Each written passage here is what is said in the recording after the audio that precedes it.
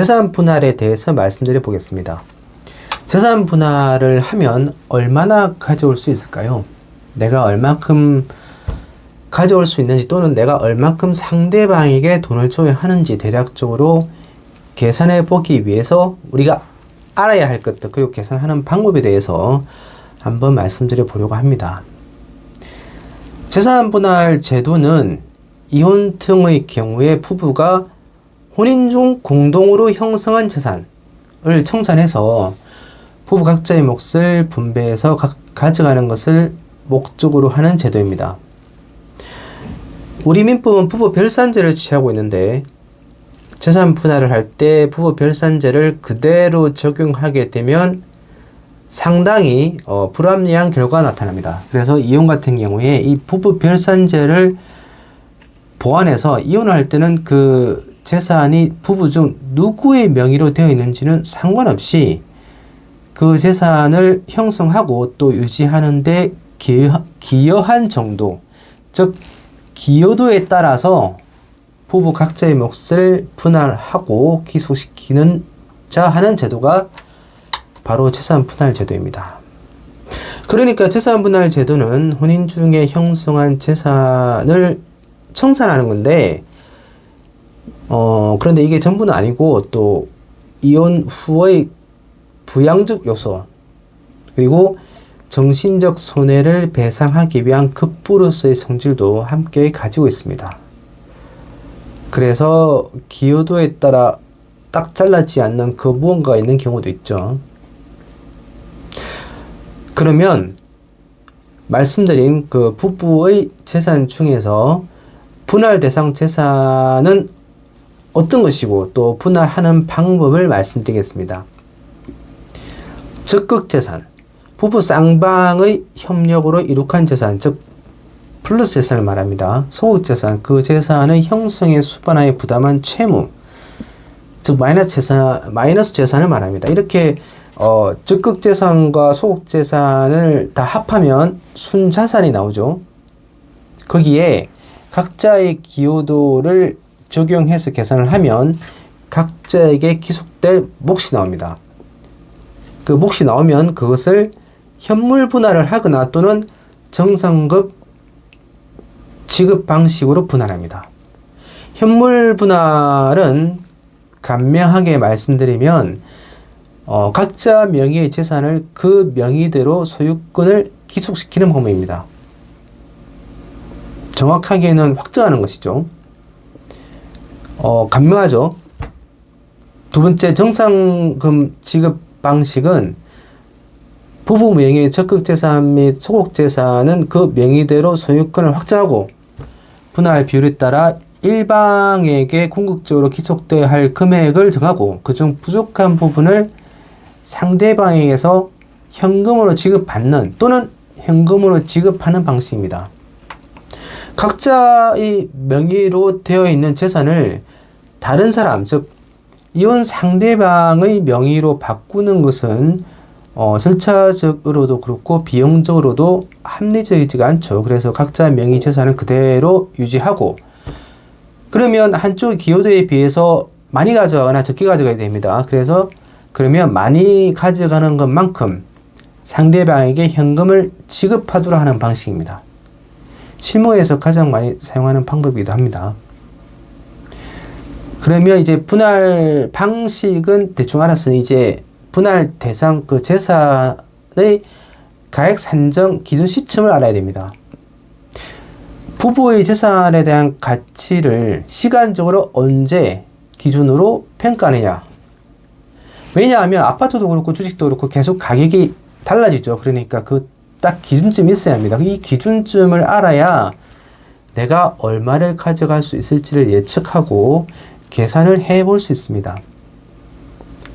재판상 이혼 같은 경우에는 이혼소송 재판을 하면 변론을 이렇게 하고 어느 순간 판사님이 변론을 종결한다고 하십니다. 그러면 그 날이 사실심 변론 종결일입니다. 조정이 성립한 경우에는 조정길이 열리게 됐을 때 그날 부부가 만일에 이혼에 합의가 되면 그 날이 조정이 성립한 날이 되고 그 날이 재산가액 산정의 기준일이 됩니다. 협의이혼의 경우에는 협의이혼 신고일이 그 기준일이 됩니다. 방금 말씀드린 이들이 원칙이고 예외가 있죠. 예외는 후발적 외부적 사항이 발생했을 때입니다.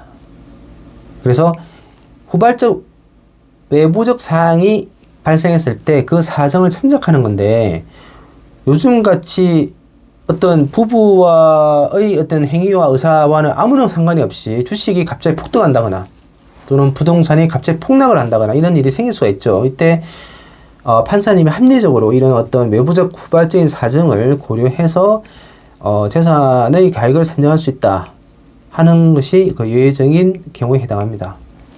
실질적으로 일어나게 되면 또 그에 따라서 우리가 각자 대응할 수 있기 때문에 큰 문제가 되진 않죠. 그러면 재산 가액 그 판단 기준일을 알았으니까 이제 그 각 재산들의 가치를 어떻게 판단하는지를 알아야 합니다. 그래야 내가 가져올 수 있는 돈의 액수를 예상해 볼 수 있으니까요. 부동산은 원칙적으로 사실심 변론 종결일 당시에 국토교통부 실거래가 또는 KB시세가 기준이 됩니다. 그런데 이런 어떤 객관적인 자료가 없거나 또는 당사자 사이에 합의가 되지 않고 그 어떤 주장하는 금액의 차이가 클 경우에는 감정평가를 해야 하죠. 현금과 예금 같은 경우에는 원칙적으로 변론 종결 시에 잔액이 되고 주식 같은 경우에는 시장 가격, 즉 종가를 기준으로 산정합니다. 주식, 예금, 통장 같은 것을 통해서 알 수 있겠죠. 그래서 평소에 어떤 배우자의 주식 통장에 대해서 적어도 어느 증권사의 계좌를 이용하는지 정도는 파악하고 있는 것이 나중에 도움이 많이 됩니다. 퇴직금, 퇴직연금. 퇴직금이나 퇴직연금의 경우에는 이혼할 당시에는 그 돈이 얼마가 될지 알 수 없기 때문에 그 가액을 정하기가 쉽지 않습니다. 근데 중요한 것은 분할 대상 재산에 포함된다는 거죠. 그래서 이혼소송의 사실심 변론 종결일을 기준으로 그 시점에 퇴직한다면 그 퇴직할 경우 수령할 수 있을 것으로 예상되는 퇴직급여 상당액이 그 가액이 됩니다. 기계류나 동산. 이건 그 종류나 어떤 경우가 너무 많아서 한 가지 기준으로 평가할 수는 없겠죠. 결국 어느 정도 객관성과 합리성이 있는 자료에 의해서 평가해야 한다 라고만 말씀드릴 수 있겠습니다. 신탁재산. 신탁재산은 재산 분할의 대상이 되지 않습니다. 지금까지는 제 경험상 재산 분할에서 신탁재산이 있는 경우를 보지는 못했습니다. 하지만 장래에는 신탁재산의 경우도 많이 나타나지 않을까 저는 그렇게 예상하고 있습니다. 실제 재판에서는 재산 내역표를 사용합니다. 원고와 피고가 임의적으로 제출하기도 하고 또는 재판부가 서명을 해서 원고와 피고가 각자 재산 내역표를 작성해서 재판부에 제출하죠. 그러면 각자가 제출한 그 재산 내역표를 상대방이 보게 되는데 상대방이 제출한 이 재산 내역표를 보고 상대방이 재산을 숨겨 있구나.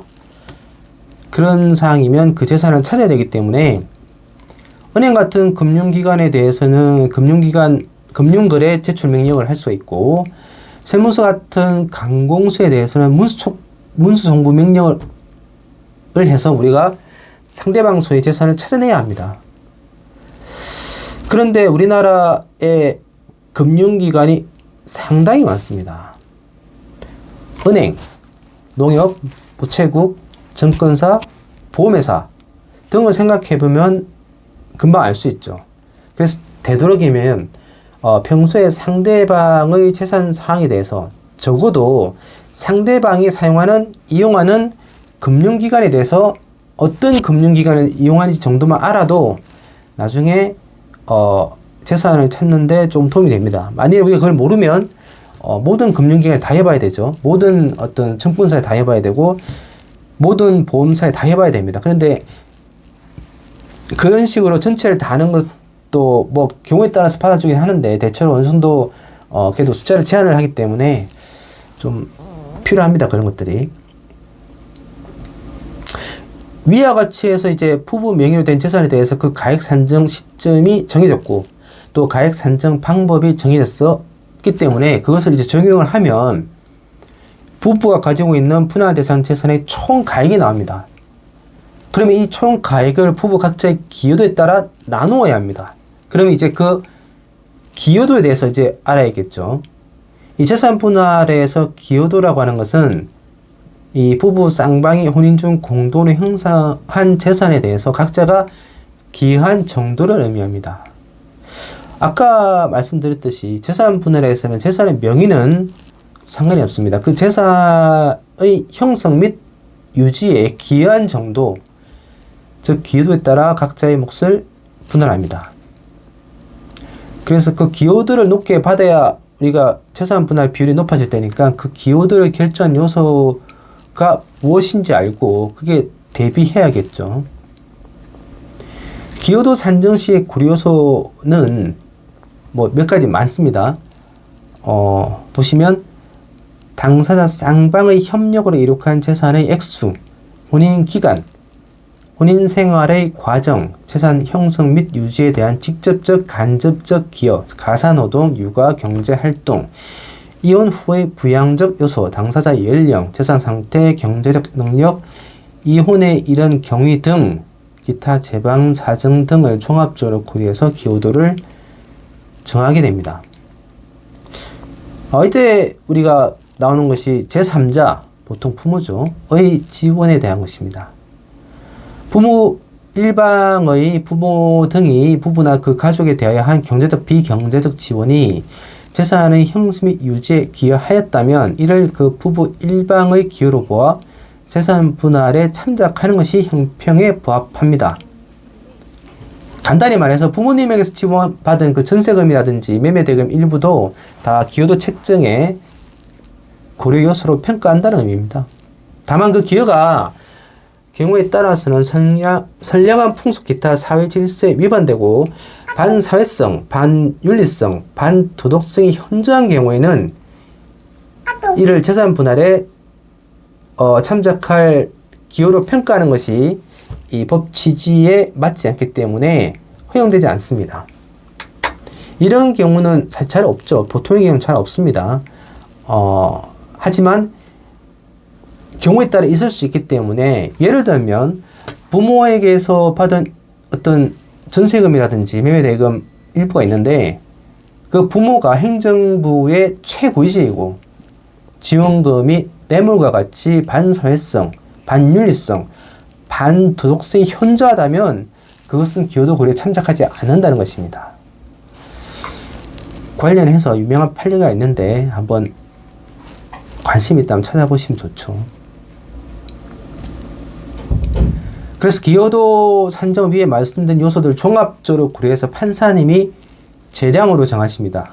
대체로 실무에서는 통상 이제 50대 50을 기본으로 잡고 아까 말씀드린 요소들 있죠. 혼인 기간, 재산 형성 경위, 지급 유무, 가사 기여 정도 등을 이렇게 생각해서 대체적인 비율을 추측하는데 여기에는 판사님에게 아주 폭넓은 재량이 인정되기 때문에 우리 입장에서는 일단은 자신이 재산의 형성과 유지에 기여한 부분이 많다는 것을 최선을 다해서 판사님에게 전달해야 합니다. 이렇게 하면 재산 분할이 거의 끝났죠. 기여도만 정해지면 아까 말씀드린 대로 각자의 몫이 정해집니다. 이제 그에 따라서 말씀드린 그 재산 분할하는 방법에 따라서 나누면 되죠. 이렇게 재산 분할이 끝났는데 경우에 따라서 이 재산에 대한 명의가 이렇게 이전되는 경우가 생길 수가 있죠. 그래서 그럴 경우 세금이 어떻게 되는지를 궁금해 하시는 분이 있습니다. 세금은 역시나 세무사 분이 잘 알겠죠. 다만 이제 몇 가지만 말씀드리면 양도소득세는 원칙적으로 비과세입니다. 이것은 이게 유상양도가 아니라서 그렇습니다. 그러니까 재산 분할에 의한 소유권 인정이기 때문에 이것은 양도가 아니고 혼인 중 공동으로 행사한 재산에 대한 각자의 몫을 확인하는 것이기 때문에 원칙적으로 비과세가 되는 겁니다. 두 번째, 증여세 같은 경우에도 원칙적으로는 비과세입니다. 마찬가지 이유죠. 증여가 아니라서 그렇습니다. 그래서 증여세의 과세 대상이 아닙니다. 하지만 경우에 따라서는 세금이 발생할 수 있죠. 예를 들면 과대하게 재산 분할이 이루어지는 경우가 있습니다. 즉 재산 분할이 그 재산 분할 취지에 따른 일단 상당한 정도가 아니라 그것을 벗어나는 과대한 것인 경우인데 이런 때 우리가 나타나는 소송이 사회행위 취소 소송입니다. 즉 어떤 배우자가 채무 멘탈 목적으로 배우자에게 재산을 그냥 증여해버리는 경우에 사회행위 취소 소송이 발생할 수 있죠. 이 부분은 또 민법상 사회행위 취소 소송과 또 가사법상의 사회행위 취소 소송이 있기 때문에 거기에 관해서도 한 설명하면 굉장히 많은 설명을 또 해야 됩니다.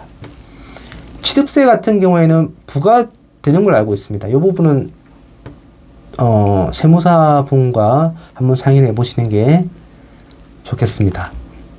지금까지 아주 간단하게, 정말 아주 간단하게 재산 분할에 대해 말씀드렸습니다. 재산 분할은 이게 돈 문제니까 또 이혼을 하든 어쨌든 나중에 또 살아야 되니까 돈이 필요하죠. 그래서 부부가 아주 첨예하게 대립하게 됩니다. 또 부부가 갖고 있는 그 재산의 종류나 성질 등이 다 다르기 때문에 이것을 케이스상으로 말씀드리긴 좀 어렵고 이렇게 일반적으로밖에 말씀드릴 수밖에 없고, 그래서 그 사안마다 그 세부적으로 아주 자세히 아주 꼼꼼히 분석해서 대응해야 합니다.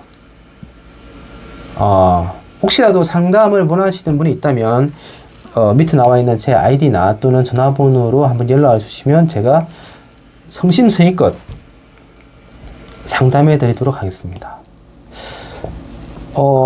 제 경험상 그 당사자마다 이혼 소송을 대하는 방식은 다 제각각입니다. 신경 쓰지 않는 분도 계시고 끝까지 신경 쓰시는 분도 계시고 하나하나 물어보시는 분도 계시고 또 이제 기간이 길어지다 보면 자기 일에 바빠서 또 연락을 못 하시는 분도 있고 어떤 분은 이제 숨어 계시는 분도 있고 그렇습니다. 이제 공통점은 결국은 참 어려워 하시는 것이 보이죠. 당연합니다. 이렇게 인생의 한 큰 일이니까요. 이렇게 어렵고 난감한 문제가 발생하면 혼자 고민해서는 이게 잘 해결되지 않습니다. 결국 전문가와 상의해서 이 지금 생기는 인생의 이 파도를 잘 헤쳐나가는 것이 중요한 문제입니다. 지금까지 정형준 변호사였습니다.